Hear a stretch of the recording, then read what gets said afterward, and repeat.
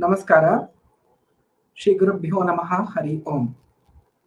Yonta Pravishya Mamavacha Vimam Prasuptam Sanjeevayathakila Shakti Dharasvadhamna Anyam Chasta Charana Shamanatva Gadim Prana Namo Bhagavate Purushaya Tubhyam.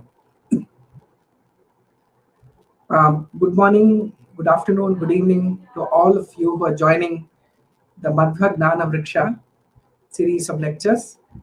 As you all are probably aware that we started this series of lecture on the day of Sri Madhva Navami with an overview of what all we will cover in the subsequent lectures.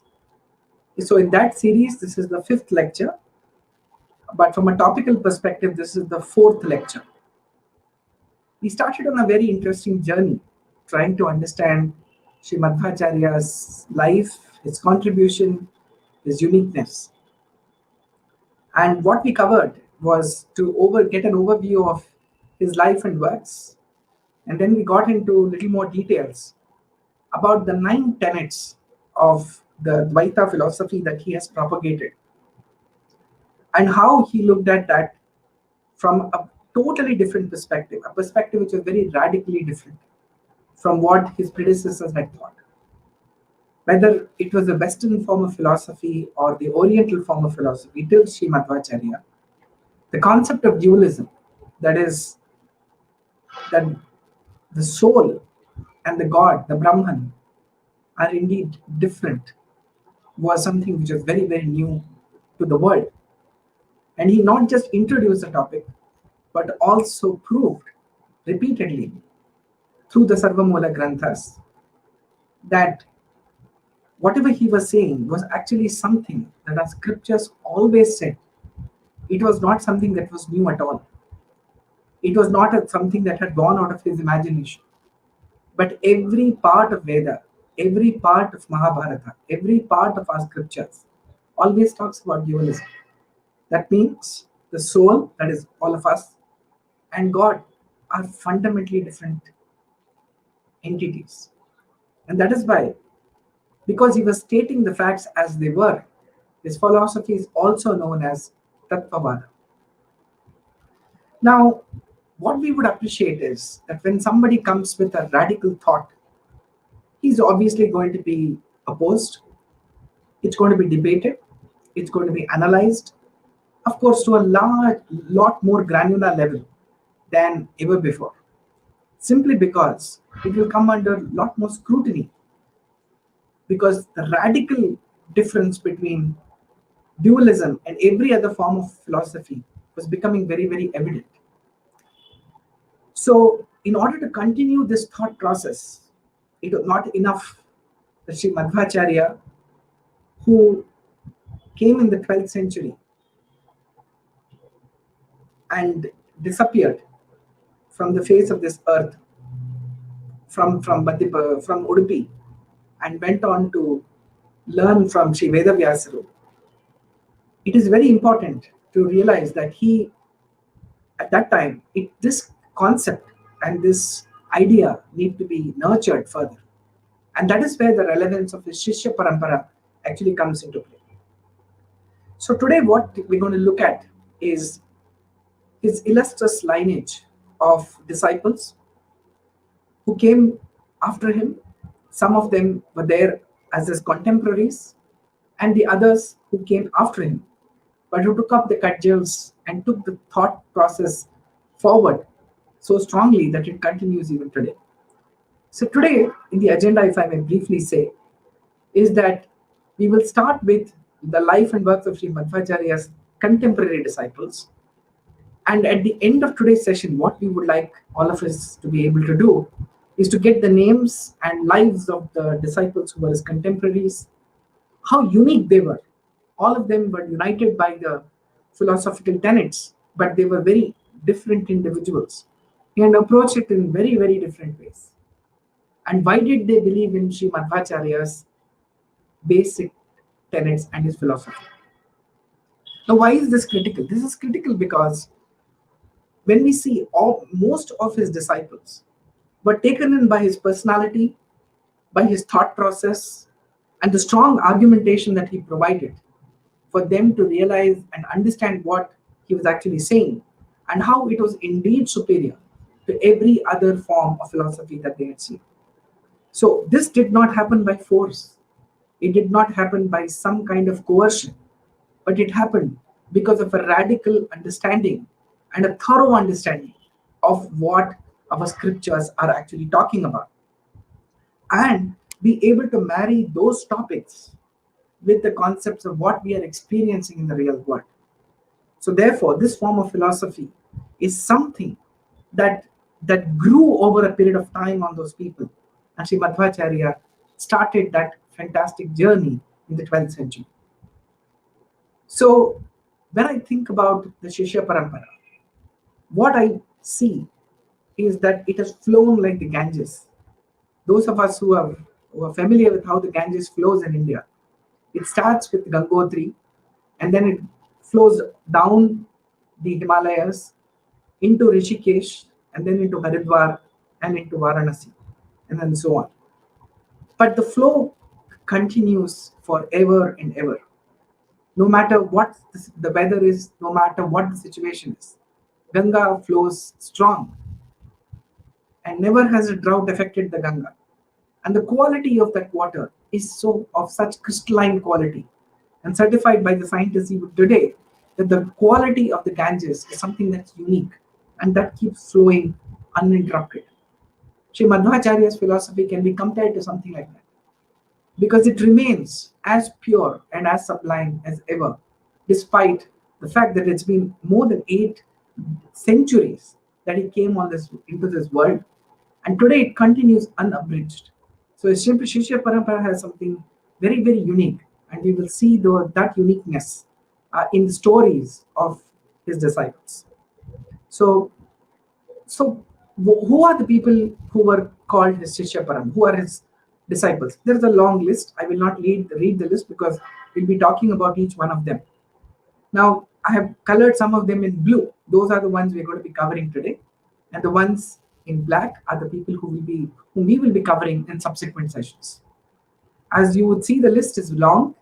Each one of them is a stalwart in their own right. And we've got a lot to learn from their lives and their contribution, and learn a little bit about their contribution they're made to the Madhva Parampara. So the question, it's a quiz question. Who was his first disciple?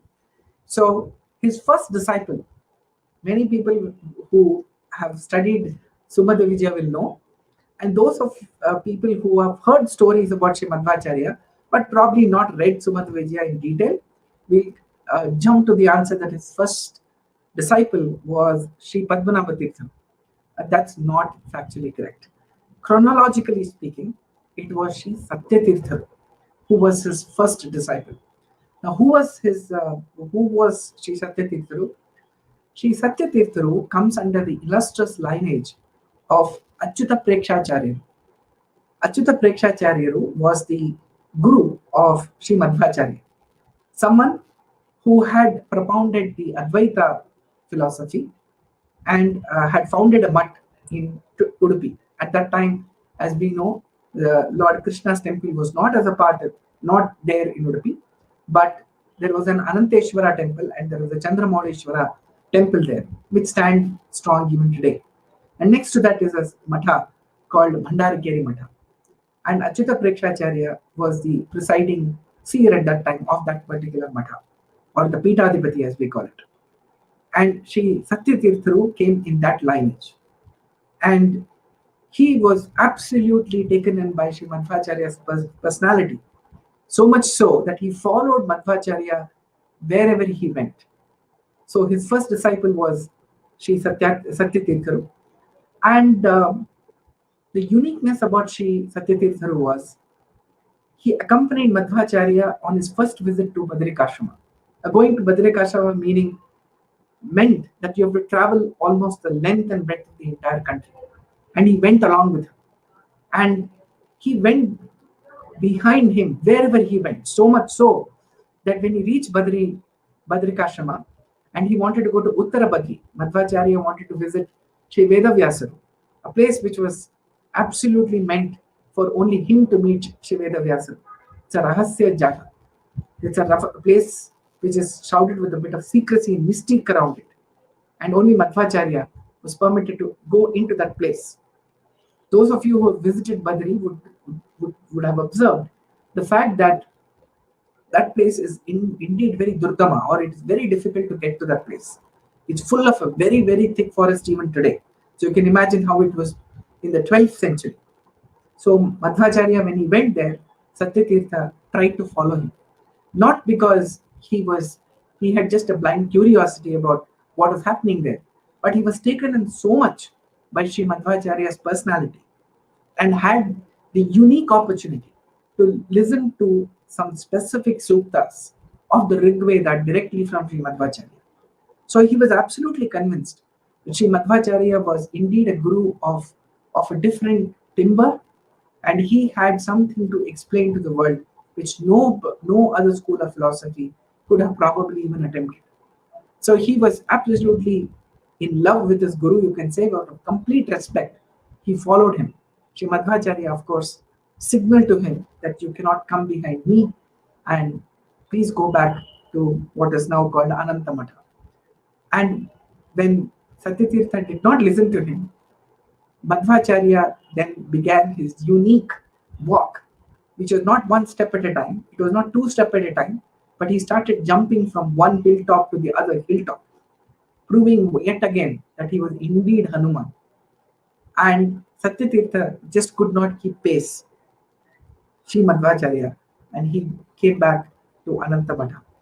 And he recited the great story that he had seen just then, and the absolute mysterious way in which Madhvacharya actually had proceeded to his destination of Uttara Badri. So Satyatirtha is very unique in the sense that he had the opportunity to listen to Madhvacharya's granthas all along. And almost as a kind of a gift or some kind of a blessing, he became Sri Madhvacharya's script writer. So he was a person who actually wrote the Brahma Sutra Bhashya of Sri Madhvacharya. So Madhvacharya, when he went for the second time to Uttara Badri, started writing Brahma Sutra Bhashya. I stand corrected. When he went for the first time, he went to Badrikashrama, he started writing the Brahma Sutra Bhashya, a unique commentary on Veda Vyasa's Brahma Sutras, and probably the battleground for all forms of philosophy to discuss and debate what we know as Vedanta. So it is probably the most contentious part of the philosophical world, and Sri Madhvacharya wrote the Bhashya on that, which again, true to the nature of Dvaita being so different from the other forms of philosophy, it led to a fact that it was radically different from all the approaches that he had taken. So Sri Satyatirtha was his disciple, he went there and he started writing that particular text. And of course it started there, but then got completed by the time Madhvacharya actually came down south, near on the banks of Godavari, a story that we will see in a minute. And when he was actually coming down the hill, a tiger, a demon in the form of a tiger, tried to attack Sri Satyatirtha. And the tiger just leapt on him. And Madhvacharya was right behind Sri Satyatirtha with just a tap of his hand, timed to perfection, like a great batsman times a ball to the perfection, hits it for a boundary. He actually hit the tiger, and the tiger fell into the valley and killed it, and therefore protected Sri Satyatirtha. And what was Satyatirtha carrying on his head? He was carrying the casket which has got all the idols that Sri Madhvacharya was actually doing puja to every day. So here is a spiritual message for all of us, that if you have God on your head and you've got Sri Madhvacharya protecting you all the time, nothing can actually harm you in any way. So that is the story of Sri Satyatirtha. Sri Satyatirtha will come back again in a later narration, but he was Sri Madhvacharya's first disciple. So who is Sri Madhvacharya's second disciple? Again, there's a very interesting story. So I've tried to get pictures of these different towns and cities that are mentioned in the Sumadhva Vijaya. So, see, Padmanabha Tirtharu was originally called Shobhana Bhattaru. Shobhana Bhatta, as his name was. He was a scholar of immense talent and knowledge. Someone who was an Advaita follower and somebody whose knowledge and education was absolutely towering. So once Sri Madhvacharya actually came down south and he visited a place called Basar, what's called Basar or Basar. It's a place in Andhra Pradesh and it is known as Sri Saraswati Kshetra. That means there's a temple of goddess Saraswati in that place. Next to that temple is a cave which is called Vyasa Guha, the first picture that you see on top, and the second one is that of goddess Saraswati below the temple, below the Vyasa Guha picture. You can see it there. So he was a towering scholar of Advaita, and what happened there was that there was a unique event that happened. There was a philosophical seminar which was going on, and where different forms of philosophers were forming different schools actually came there, and they were having a very healthy debate about what should be the next step and what is the right way one should pursue philosophy. And Sri Madhvacharya came there, and they had discourses and debates for several days. And ultimately, he proved that the Dvaita philosophy or the Tattvavada was indeed the right form of philosophy. Taken in by his brilliance, Sri Shobhana Bhattaru then requested Madhvacharya to give him sannyasa diksha or make him a seer or a pontiff under his tutelage. Sri Madhvacharya then ordained him as Sri Padmanabha Tirtharu. So unique was Sri Padmanabha Tirtharu's position that Sri Madhvacharya told him that after him he will be anointed as the successor, or he will be the Pitadipati after him. So he was, because of his in-depth understanding of Brahma Sutra or the Vedanta topic itself, in the course of that discourse that Madhvacharya was giving on the Vedanta, he actually narrated the entire Brahma Sutra Bhashya that he had just completed. So what started in Badri, but Satya Tirtharu as a script writer, was completed in that Godavari, on the banks of Godavari in that city, and Sri Shobhana Bhattaru, now Padmanabha Tirtharu, was the first listener of Brahma Sutra Bhashya from none other than Sri Madhvacharya himself. What a great opportunity for him, and how blessed he must have been. And how great must have been his own stature that he had the privilege of listening to Sri Madhvacharya's own works in his own voice. So that is the story of Sri Padmanabha Tirtharu. And he has written, the assumption is that he probably wrote a lot more text, but what we have today is something called Sanyaya Ratnavali and Satkarma Ramavali. So what the Satkarma Ratnavali, so both of these texts are basically commentaries on Sri Madhvacharya's text on Brahma Sutra. So Sanyaya Ratnavali is something that he had written as a special commentary on Anuvyakhyana, and Satkarma Ratnavali is also a rejoinder to many objections that were raised on Brahma Sutra Bhashya by Sri Madhvacharya. So he is a person of immense stature, so much so that Sri Jaitirtharu in Srimad Nyayasudha actually really extols him as a guru of extraordinary caliber. So this is the story of Sri Padmanabha Tirtharu, the second disciple, but in the lineage of the Pitadipati, he was indeed the first Pitadipati to succeed Sri Madhvacharya. So the next person who came on that Pitha was none other than Sri Narahari Tirtharu. So if Padmanabha Tirtharu was a scholar, Narahari Tirtharu was actually a minister in what we currently know as Orissa. Those days it was known as Kalinga. And he actually came from Orissa.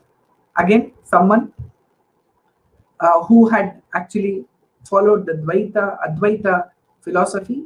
His name was Shyama Shastri. And somebody, as a sannyasi, he actually ruled a state. And I will come to that story in a minute. So he was a minister. And he was introduced to Sri Madhvacharya by a local scholar. And then he went and met Sri Madhvacharya in Udupi. And again, a form of debate followed, and he was completely convinced about Sri Madhvacharya's Tattvavada being the true school or the best school of philosophy to approach Vedanta. And then he converted as a Dvaita follower, and he was actually sent back by Sri Madhvacharya to the state of what we know as Orissa, those days Kalinga. And he offered, he said, what would you want me to give you as a gift? Sri Madhvacharya said, I am a sannyasi, I don't need anything from you. But as a token of gratitude, Sri Narahari Tirtharu actually brought the idol of Sri Rama, what we know as the Moola Rama Devaru, and then he gave it to Sri Madhvacharya, which is believed to have been worshipped by Chaturmukha Brahma. So it has come from lineage which is almost indefinitely long, and to this day it is being prayed to in the Madhva Matha. So he discovered the idol and he brought it here, and he is credited with the composition of the first Kannada Devarnama. So though he was from Orissa, he is believed to have composed the first Kannada Devarnama. There is also a belief that Sri Madhvacharya himself had composed something in Kannada, but that is not really available, so we don't have proof of that. But there is enough evidence to prove that Sri Madhvacharya was himself a very good singer, and he has tapped and tuned even the Dvadasha Stotra, which was the main reason or the main inspiration for the Dasa Sahitya to come in. Of course, we'll talk about Dasa Sahitya in a later workshop. But this is what happened. And Sri Narahari Tirtharu then became a full-time disciple of Sri Madhvacharya. He has written several books. Some of the ones which are available today are Gita Bhashya, Tika, Dasha Prakarana, all the 10 basic texts of Sri Madhvacharya's Sarvamoola Grantha. He has written a Tika for all of them, and Yamaka Bharata Tika. So he has written a commentary on Madhvacharya's Yamaka Bharata, which is a poetic form of Mahabharata itself, which Madhvacharya had written. So some of you might have been little surprised as the use of the word Tika, because we all know Sri Jaitirtha as a Tikacharya. So how could somebody write, and all these people we are talking about today are his predecessors. So how could they also write a Tika? Tika is nothing but a commentary. It's a critique. In the Shastric world, it's called critique. That means it's an appreciation. It's a commentary on Sri Madhvacharya's Moola Granthas. So Tika Rairu or Jaitirtharu has written Tikas on Madhvacharya's work, but before him, there were also people who had written commentaries on that. So just to be clear, they are known as Prachina Tikakar, as people who came in before Sri Jaitirtharu, and Jaitirtharu, of course, was called Tikakritpadaru. And after everybody who wrote commentaries and glosses on Madhvacharya's works or any other work of Advaita philosophy, they are all called Tippanikar, that means people who came. But the post or the title of Tikakritpadaru is something which is unique to Sri Jaitirtharu. We'll see more of that in the subsequent session. And so that is the story of Narahari Tirtharu. The third one, again, unfortunately, we don't have too much information about Madhava Tirtharu, who was the third person after Narahari Tirtharu to ascend the Vedanta Samrajya, as it's called.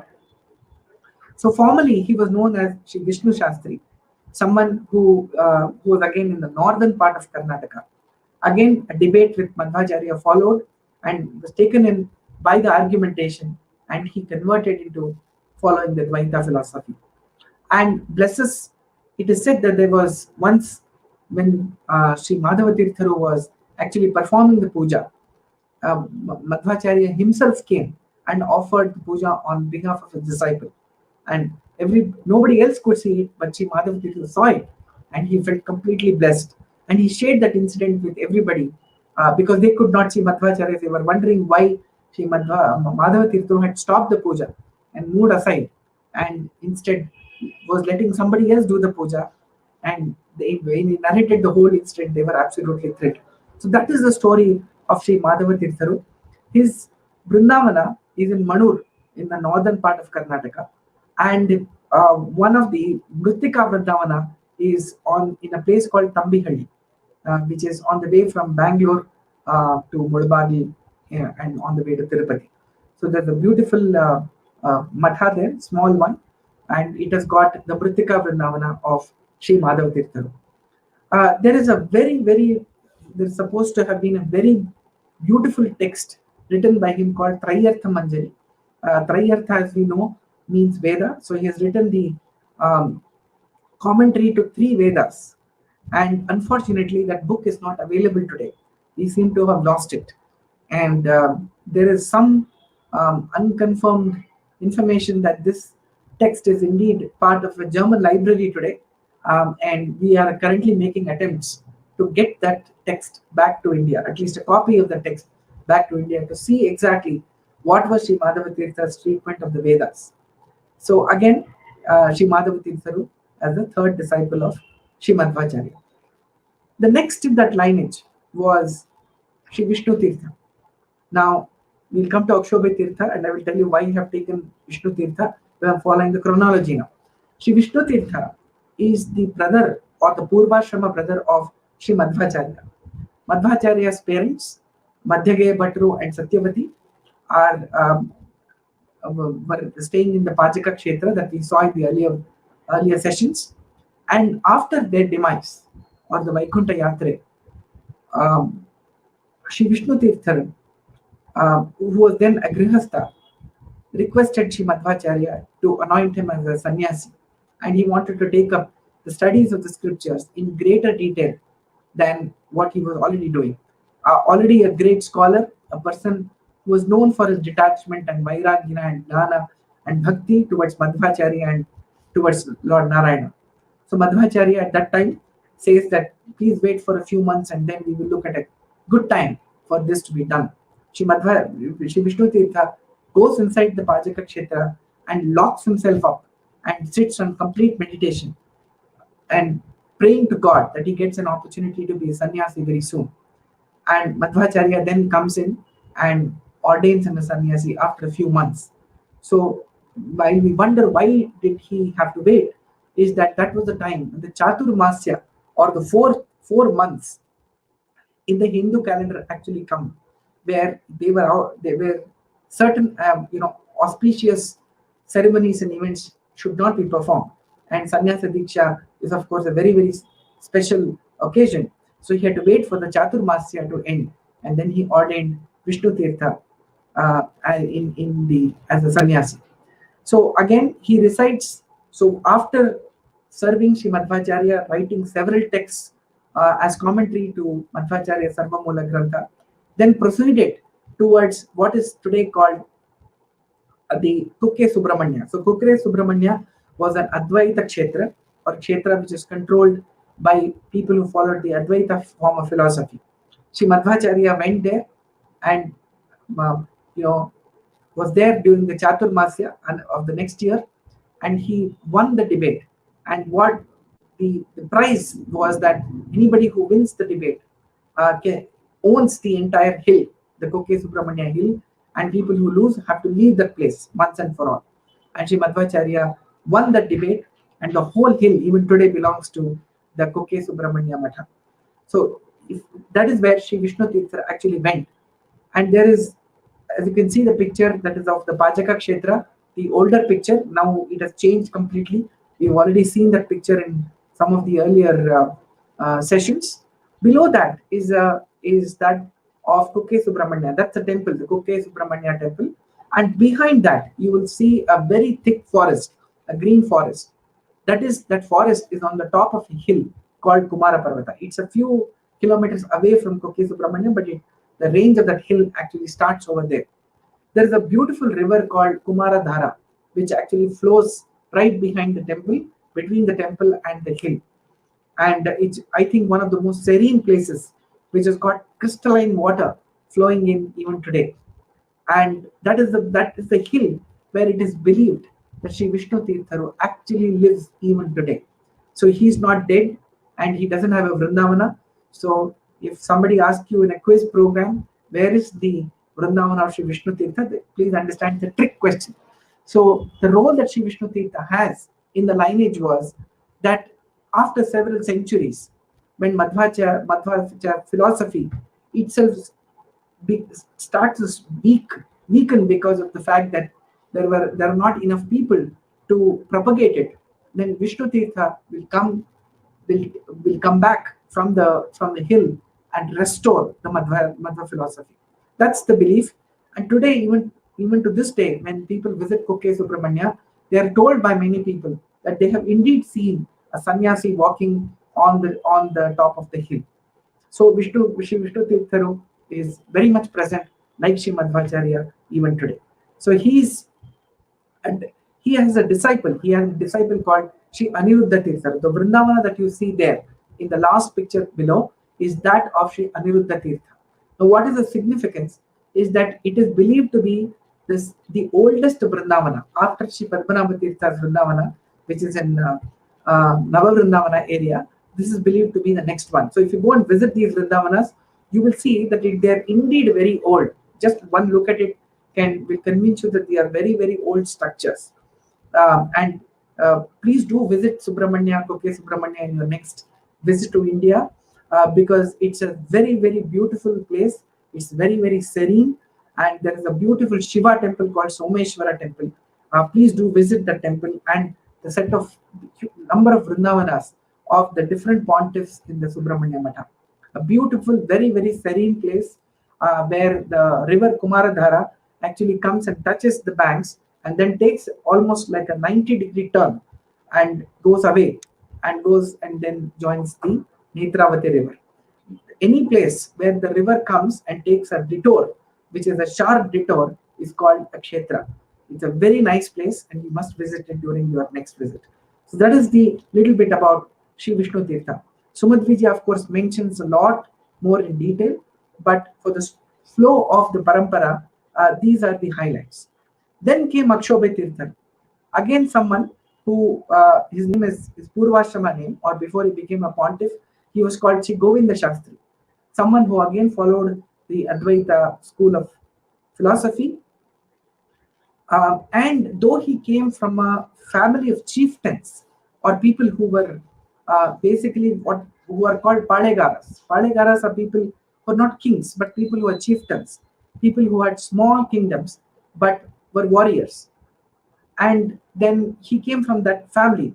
However, from a very, very young age, he was very much happy and very satisfied in reading scriptures. His mind would always go about reading the Vedas, the Upanishads, and the different forms of philosophy and having great debate. So he then met Sri Madhvacharya. He was introduced to Sri Madhvacharya by Sri Padmanabha Tirtha, and then he became his disciple. And he was Madhvacharya's youngest disciple. So Madhvacharya, of course, youngest disciple amongst the four people, he was the youngest, and also he took sannyasa at a very young age, and he continued the tradition. So his Vrindavana, the Mritika Vrindavana today, is at Malakheda. Whose disciple is something which we will reserve for the next session, because there's a very, very unique story and I would not like to break the suspense in this workshop. So who was his disciple? There is an ox in the story, there is a horse in the story, there is a river in the story, and there's somebody who drinks water, and that becomes like a great philosophical pinnacle. Some of you might be very familiar with the story. Don't share it with the others. We will wait for the next week to learn about how Akshobhya Tirtha's lineage then sort of went forward. But his Vrindavana, as we know, is in Malakheda. But something unique happened in his lifetime.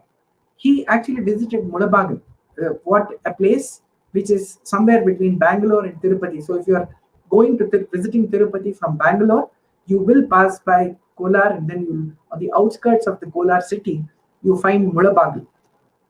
That is today, of course, known as the Vrandavanasthala of Shripadarajaru. But before that, Sri Akshobhya Tirtharu came there, and he wrote, he drew a picture of Sri Yoga Narasimha with a angara or a coal piece, and the idol then started to emerge from the stone. And today we can very clearly see the Yoga Narasimha of in Mudabadu. So if you visit that place, you will see this. It is still in the on a rock. It has been etched. You can see the first picture of Yoga Narasimha there. And so high was the scholarly status of Sri Akshobhatirtharu that he defeated somebody like Vidyaranyaru.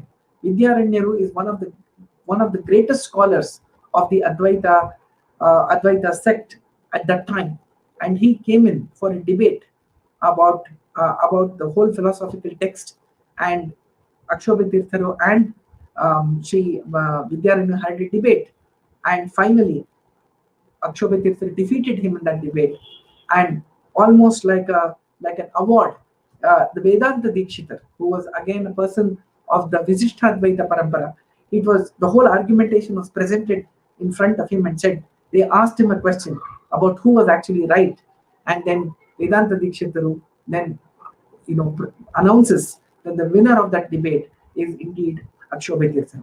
So that is the history. So as a mark of that, even now, near Mudabaglu, there is a hillock. You can see the second picture on top, where there is a Vijaya Stamba, or a pillar which has been established there to commemorate this victory. And the shloka is etched on this, which says that Sri Akshobhatirtha actually won this particular debate. So again, a great testimony to, of course, Mudabagla as a center of knowledge. Also, Sri Akshobhatirtha's absolute depth in understanding of the philosophy and his ability to debate, all of which were evidenced when he actually had a debate with none other than Sri Vidyaranyaru, again a great scholar of his times. So that is Akshobhatirtha of the fourth in that lineage. Now, I would like to draw your attention to something unique. Sri Madhvacharya, in his own lifetime, actually announced that all four of them are going to be his successors, and they will succeed him in that order.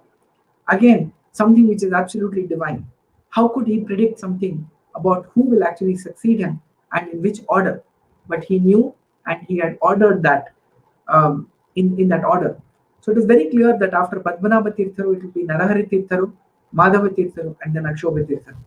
Who succeeds Akshobha Tirtharu, therefore, was a big question in Akshobha Tirtha's own mind. And how he finds an answer is something that we will see in the next workshop, in the next session. Sorry. Now we come to the Ashtamatas. So apart from this Pitha that Madhvacharya had, he also founded Ashtamatas, or the 8 matas, which are a part of the Udupi Ashtamatas. So we have heard about these matas, I'm sure, and all of them, there was a sannyasi who was made the Pitadipati of each of these Ashtamatas. The central idea was that the higher the number of matas, the more the number of branches of a particular philosophical school will be. So in order to spread knowledge, it was required that different matas are created and established, and the sannyasis and the scholars of that particular mata go in different directions and propagate the Dvaita mata. So, and that has come through, as we will see, that in the entire lineage, the Ashtamathadipatis, their successors, and so many other matas. I will also give you a list of all the Madhva matas in the next workshop, and see how it looks today. It is different from the way it was when it started, but all of them had one central goal, which was to propagate the Dvaita philosophy. Go village to village, go town to town, every part of the country, and ensure that the philosophy, there are healthy debates, there is an analysis of our scriptures, there is an analysis of the argumentation, and everything then comes with a certain depth of understanding and a rationale rather than by coercion. So that was the purpose of having so many Shishyas and so many Madhadipatis and so many Madhas in the first place. And in that, so these are the Ashtamatas. The challenge that we have in understanding the Ashtamatas Parampara is the fact that not too much of information is available about them. So today you will see that all these stories about Madhadipatis and the Madhas and the Shishyas themselves are very short, because the authentic information is not available in great detail about all of them. Unlike the people who came after Madhvacharya, obviously they are closer to us from a time perspective.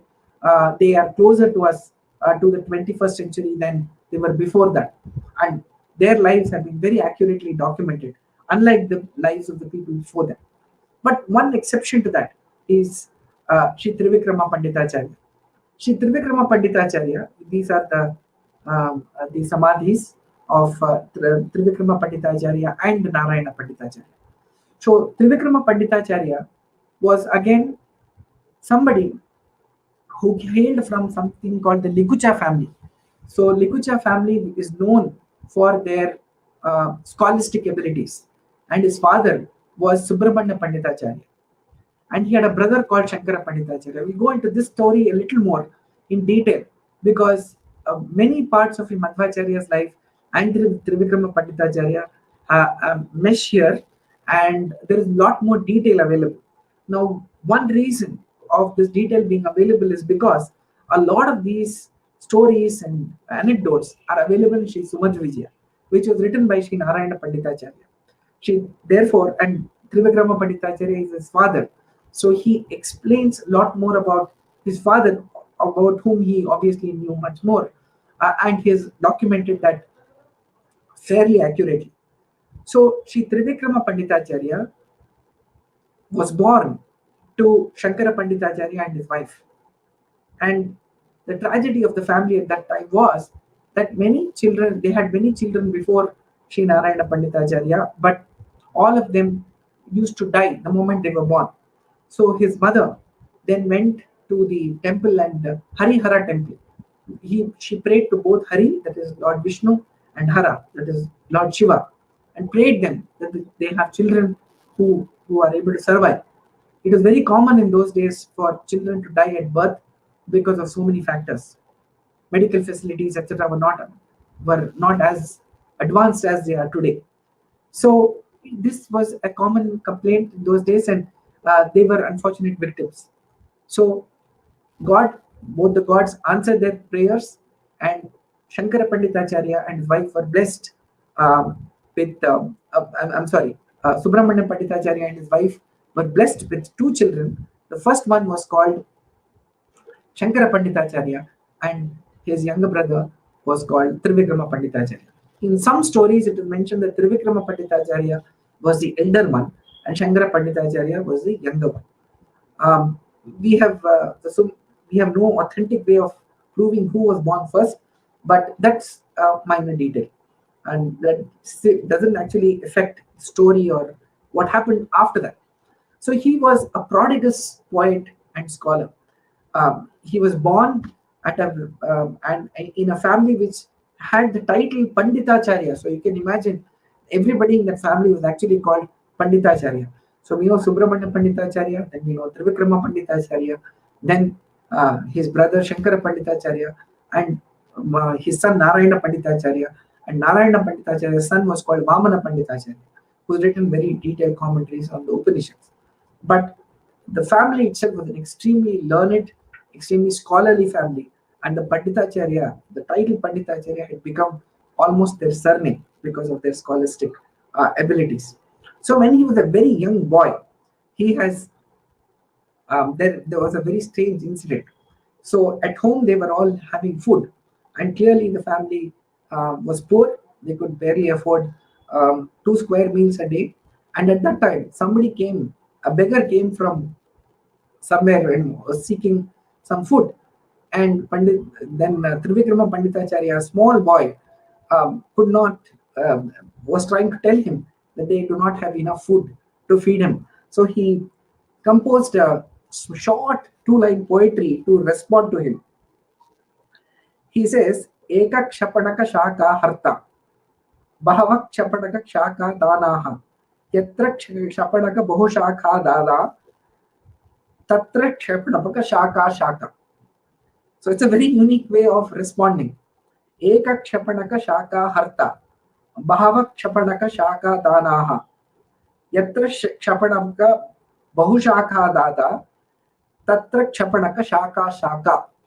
So, it was a unique response, which basically means that there is only one bread earner in this family, and there are several people to eat. In such a situation, if you also come begging for food, how will we give you the food? But just that is a great testimony to his poetic abilities and ability to say something so creatively, even at a even that kind of a poignant moment for him, and at such a young age. So Trivikrama Panditacharya had his initial tutelage under Subramanya Panditacharya. And when Subramanya Panditacharya was on his deathbed, he actually told Trivikram Panditacharya that, dear son, it seems like all our Shastras and scriptures talk about Brahman or Srihari as someone who has got gunas, who's got auspicious qualities. But the Advaita form of philosophy says that he is nirguna. That means someone who does not have any qualities at all. I am not able to reconcile this difference in my mind. So, therefore, you are born in the Advaita school of thought, but I would encourage you to constantly think and question which is the right way to look at philosophy and look at God. Is he someone with qualities, auspicious qualities, or he's without qualities? And this is a very central tenet of any form of philosophy, because the Brahman or the God that you are praying, if he does not have any qualities, or if he's got all the qualities, either way, it's a very big difference it makes to the sadhakas in understanding Brahman. So Trivikrama Panditacharya was a great scholar, and all through his life, he was a very active seeker, someone who worked very hard to understand what philosophy really meant. And look at what his life and the turn that he took. That when he was in active contemplation, active seeking, help came to him from a totally unexpected source. His younger brother, Shankara Panditacharya, had by that time been completely influenced by Madhvacharya Dvaitha philosophy, and he had actually converted into the Dvaitha school of philosophy.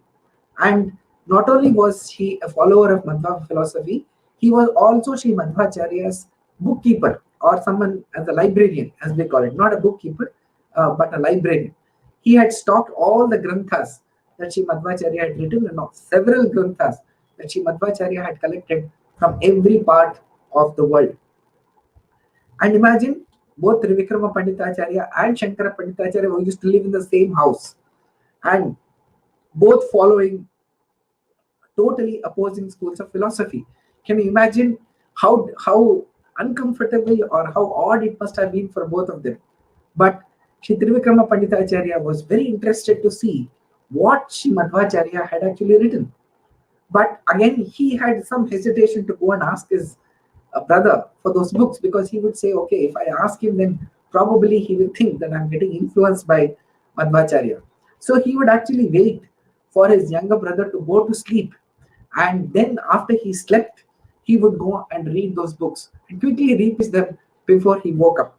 So you can almost say he was stealthily reading those books.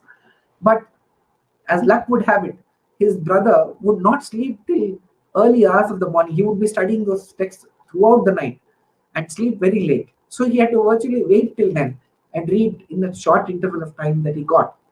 But then something magical happened. As he started reading those granthas, he became increasingly aware of what the other perspective was, and which he found to be much more convincing. As though this grace of Sri Madhvacharya was not enough, Sri Madhvacharya himself came to that particular town where Trivikrama Panditacharya and his brother used to stay. And he stayed there for the Chaturmasa, again 4 months, when the sannyasis do not move from one place. They stay put at one place, and they use it for a time to actively propagate the philosophy in a very deep-rooted manner. So Sri Madhvacharya came there.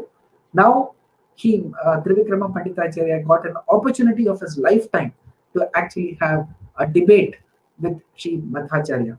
This debate between Sri Madhvacharya and Sri Trivikrama Panditacharya went on for 15 long days. and it has been beautifully captured in the 15th canto or 15th uh, verse or the chapter of Sumadhva Vijaya in great detail. So Trivikrama Panditacharya was putting up the questions, Madhvacharya was answering them, and this debate went on for 15 days. Finally, it came a stage when Trivikrama Panditacharya could not answer Madhvacharya anymore, and he was absolutely convinced that Sri Madhvacharya's Tattvavada was indeed the best school of philosophy. And he accepted that and fell at the feet of Sri Madhvacharya and requested him to ordain him as one of his disciples. Sri Madhvacharya had seen him at such close quarters, and he knew the background, the scholastic background that he comes from, and then accepted him as his Shishya. From that day onwards, Srimad Trivikrama Panditacharya became one of the most loyal disciples of Sri Madhvacharya. He has written many great texts. Tattva Pradipa is a fantastic commentary on Anuvyakhyana, and he's written Vishnu Stuti, and of course, the very, very famous Vayu Stuti. So you will see why I have written Vayu Stuti and not Hari Vayu Stuti, because Trivikrama Panditacharya wrote only the Vayu Stuti, whereas Madhvacharya added the Nakastuti and said that Nakastuti should be recited before and after Vayu Stuti, making it a Hari Vayu Stuti, a prayer to both Hari as well as to Vayu. He has written that, and he's also written a Mahakavya, again a great testimony to his poetic abilities, called Ushaharana. Sumatindra Tirtha who came in the lineage of Sri Raghavendra Swamiji, has written a special commentary on the Mahakavya. He's also written the Madhva Stotra and the very famous Narasimha Stuti that he has written again. So again, a very, very illustrious life, and his high points was really the fact that he had the opportunity to debate with Sri Madhvacharya and then get all his doubts clarified. So that debate today, which is, as I said, very accurately captured, I would seriously request all of you to read that in leisure, and also get an opportunity to listen to the entire chapter from a scholar, so that you can understand each one of them in great detail. So we all understand different forms of philosophy, but we are not clear about what differences actually exist between different forms of philosophy, and how many types of philosophies are there, what were their central tenets, and how Dvaita philosophy was very different from them. So you could read that the 15th canto in detail, but I would suggest to get a more granular understanding, you should get a scholar to come and teach that over a prolonged period of time. So the other notable highlight of his life was the composition of Anuvyakhyana by Sri Madhvacharya. Madhvacharya had written 3 texts on Brahma Sutras already, and Sri Trivikrama Panditacharya went and requested him that, can you please give us one more text which absolutely lays to rest all the doubts that we have in our mind in a simple, straightforward manner, so that we can all understand what is the final verdict on Brahma Sutras. Madhvacharya wrote one of his longest texts of Anuvyakhyana, which has 1919 shlokas written. It's a very rare text on Brahma Sutra written in the shloka form, and where he has talked about different aspects of Brahma Sutras and what their principal take on in the world of Vedas and Vedanta is. Sri Jaitirtha has written his magnum opus, Srimad Nyaya Sudha, as a commentary on Anuvyakhyana.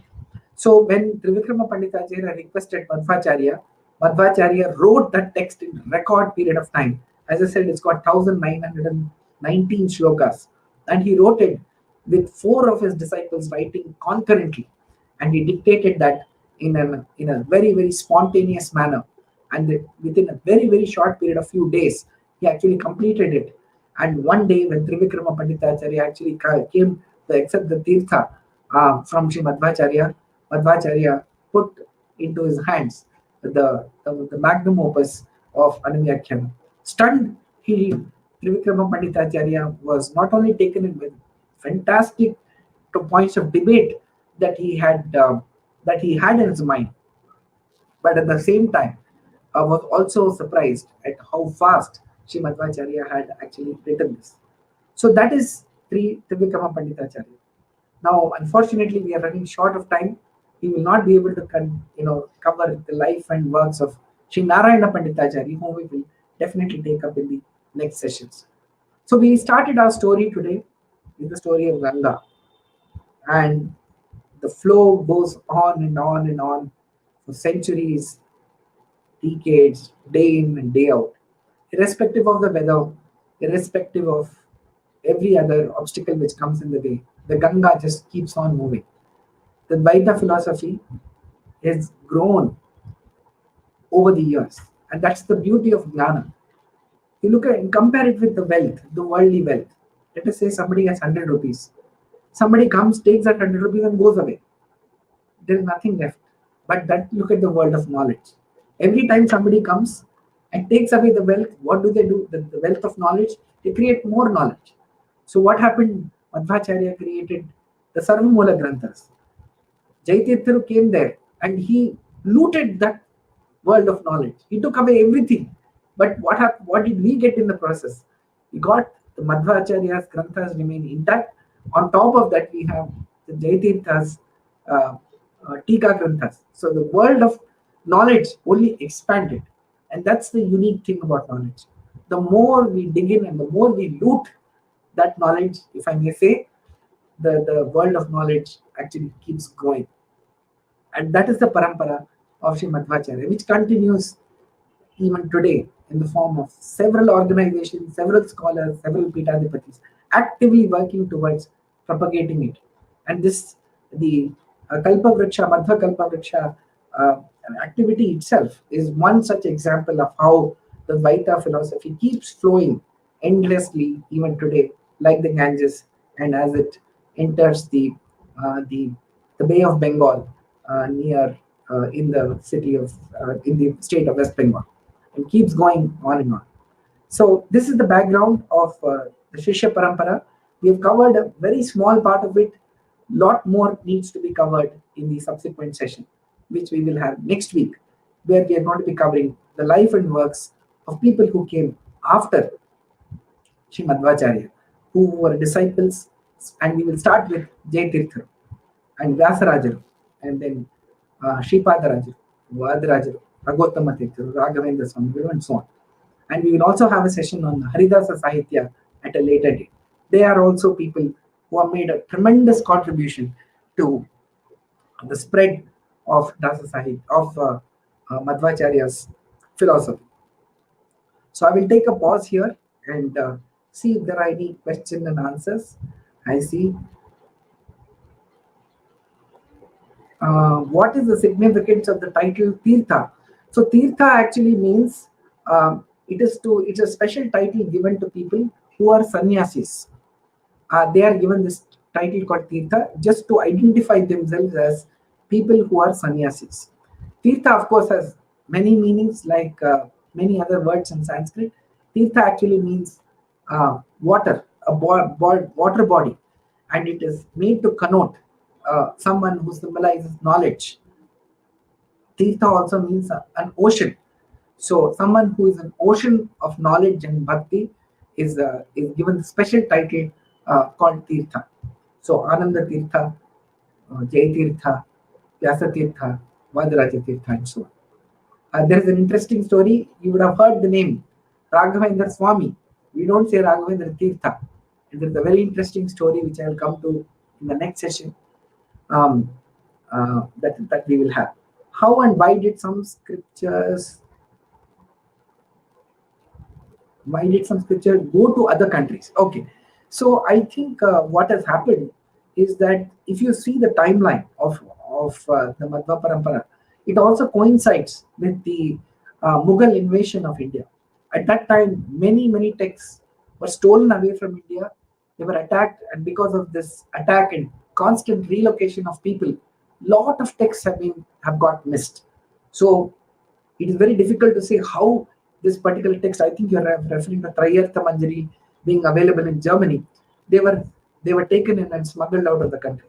I'm just telling you one. There are so many other granthas that have gone missing. Some of the granthas written by Sri Madhvacharya himself have gone missing.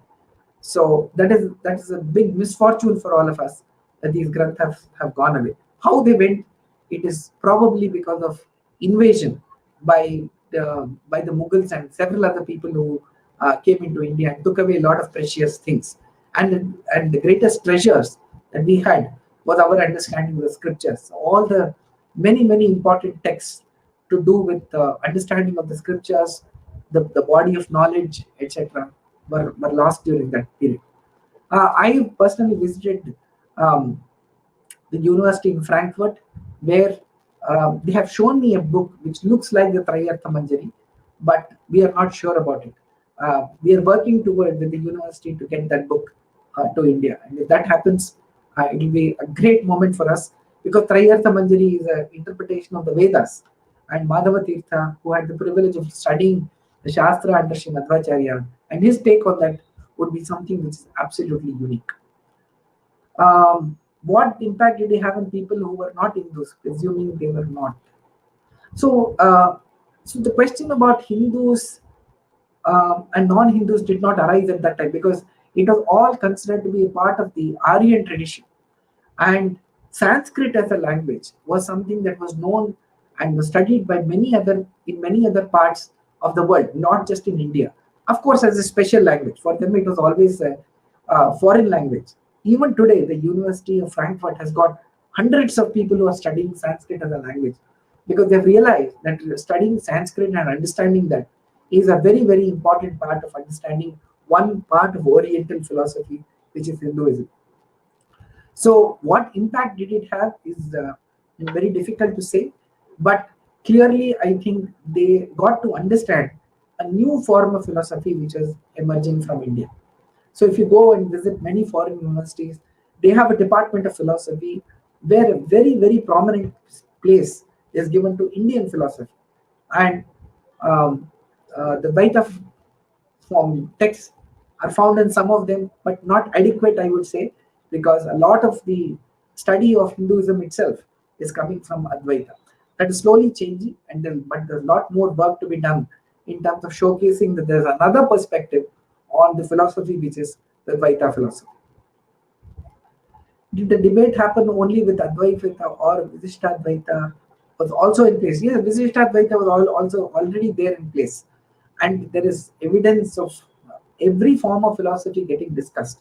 So if you look at Madhvacharya's Brahmasutra Bhashya, he has counted 21 different forms of philosophy. And in the chronological order, if we stack it, then the number 20 and 21, 20 was Advaita and 21 was Visishtadvaita. So he counters many aspects of Visishtadvaita as well in Brahmasutra Bhashya and many other texts. So, for example, Visishtadvaita's view that God has infinite quantity of great qualities, but the number of qualities he has is limited to 8. He did not agree with that view. He was clear that Sri Hari has infinite qualities and with infinite quantum. So it's the quantum as well as the number of qualities. Both of them were infinite. And there are several other tenets where the debate has happened between Madhvacharya and other forms of philosophy. Visishtadvaita was very much in place. In fact, Visishtadvaita was born almost 200 years before Sri Madhvacharya. Who composed Anuvyakhana? Was it Sri Madhvacharya or Trivikram? Okay, sorry if I was not very clear. Let me clarify. The Anuvyakhana is written by Sri Madhvacharya. It is one of the Sarvamula Granthas, very voluminous, 1919, and everybody after that has written a commentary on that. All the great people who came in this lineage have written commentaries on Anuvyakhana and Daitirtha's Srimanyaya. Trivikrama Panditacharya requested Madhvacharya to write that text and give it to him, which is what happened in the incident that I have written. I spoke about. Shri Padmanabha Tirtha has written Sanyaya Ratnavali, and Shri Trivikrama Panditacharya himself has written Tattva Pradipa as a commentary to Anuvyakhana. All the pontiffs from north, were they Kshatriyas since they ruled? the world. No, so here is where I clarified that the people who came, the pontiff from north, all of them were not Kshatriyas at all. Narahari Tirtha was a minister, as I clarified, and under very special circumstances he ruled the king. So the king at that point in time died very suddenly, and there was nobody to take care of the kingdom. So Madhvacharya instructed Sri Narahari Tirtha to take care till the successor of in that lineage is born. So in the king's lineage is born. So Sri Narahari Tirtha presided the what is today's Orissa and Kalinga, was called Kalinga those days. He was a king for 12 years, and then he handed it over to the child or to the boy who had by then grown, and he succeeded the king who had died. So only he ruled the kingdom. Sri Vyasarajuru also ruled the Vijayanagara empire for a short period when he took over from Krishna Devaraja, when he was facing a certain death because of a very inauspicious moment that he was about to encounter in his life. So that's a period that he was there. So all the other people, you will hear other stories of Sri Jaitirtha, are all Palegaras. So they come from what is called the Deshapande family. So Deshapande are people who are warriors, but essentially they were Brahmins. They had taken to arms under special circumstances of protecting the kingdom or their own countries. So yes, yeah.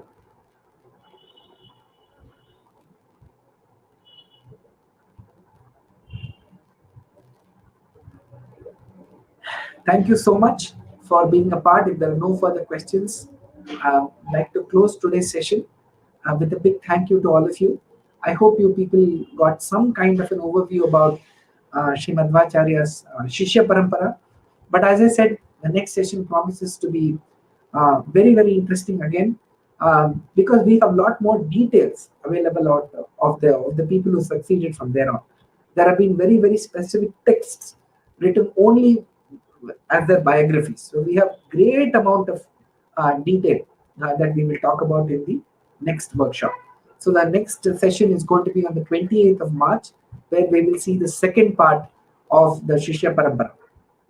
Now, I think I will discuss with the organizers subsequent to this session, that is there. And I would like to propose, and if all of you are in agreement, the gurus that we are talking about in the next few sessions are people whose life and works we really need to know in detail. I think they are a great inspiration, because what we see that whenever we talk about philosophy and our pursuit of philosophy, we say, oh my god, I've got so many problems, so many challenges. But if you listen to their stories, it is our problems and challenges look so small that I think in our mind at least, we will be quite embarrassed to say that we are using or we quote that reason, or maybe we have made that reason to be very big challenge for us. We see in their lives how they have overcome the challenges that we face on a day-to-day basis, but they made probably a difficult decision in their life to pursue that at all costs. And each one of them, whether it's the Jaitirtha or Sripadaraja or everybody has made such a great contribution despite such difficult circumstances that you cannot imagine. So next session promises to be interesting. We will learn about a saint who wrote in darkness.